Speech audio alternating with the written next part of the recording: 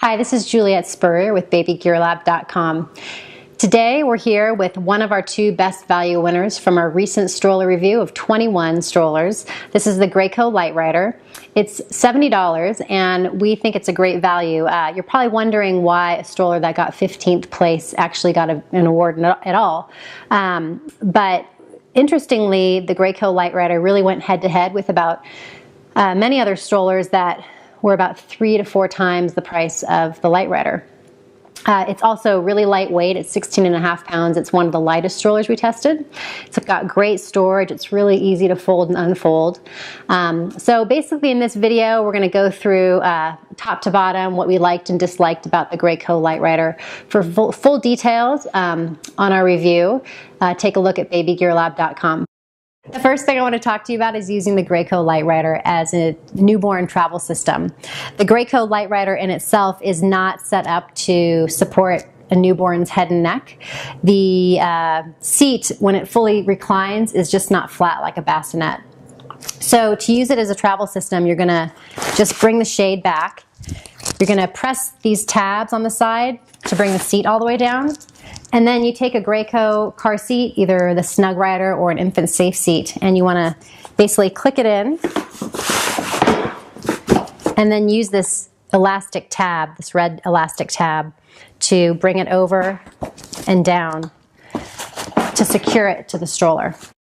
The next thing I'll mention with the Graco Lightrider is that when your baby has sufficient head and neck control and can sit up on their own, you can put them in the actual seat of the Lightrider. There's a 3-point harness that unbuckles and buckles easily. The seat only faces forward. It does not have a parent-facing position.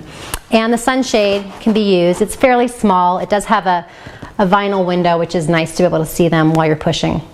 I like the Lightrider because it has a one-handed fold. You press in this little gray lever, twist the knob forward, and push down. It has a self-locking mechanism. And then it also self-stands. So with the Lightrider, to unfold it, you have to unlock it and then lift it up. And it basically just opens up naturally like that. You also have to lift the basket up and lock it into place.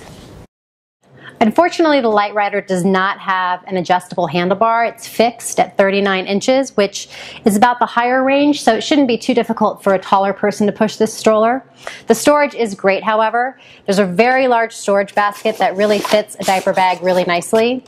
There is an adult tray, which has 2 fairly deep cup holders, as well as a recessed flat tray.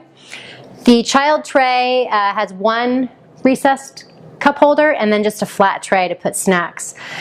The cup holder for the child will fit a narrow bottle or sippy, but some of the wider bottles, like a Fugo thermos, won't fit. So that is one downside. The Lightrider scored a 5 out of 10 in maneuverability, which is okay. It has solid front wheels that do lock into place if you encounter rougher terrain, but it does do a lot better on smooth terrain. It does have a little bit of front wheel suspension, which is all right, and the wheels do swivel, which is helpful for smooth terrain. So the Lightrider scored 4 out of 10 in safety compared to other 20 strollers that we reviewed. However, I wouldn't completely discount it because it did about average in our backward and sideways tip-over tests. It does have a 3-point harness, however, so if you have a really active toddler or an older child that likes to climb in and out of the car seat, you should probably consider one with a 5-point harness. There's 2 brakes on the back, 1 for each wheel. You've got to completely engage each one in order for it to be at a full stop. And then they're pretty sandal-friendly to disengage. The Lightrider had a 7 out of 10 score in our ease of setup. It took us about 10.5 minutes to set this up out of the box. The documentation was very good. You will need a hammer and a screwdriver though, so keep that in mind. Other than that, it was pretty easy. One thing to keep in mind with the Lightrider is not to be disappointed that there aren't any accessories that come with it. Let's face it, it's our best value winner, one of the 2. It's $70. You got to be pretty happy with what it comes with already. So I feel that the Lightrider is actually a very good value at $70. It's easy to set up, it's lightweight, it's got great storage and pretty decent maneuverability.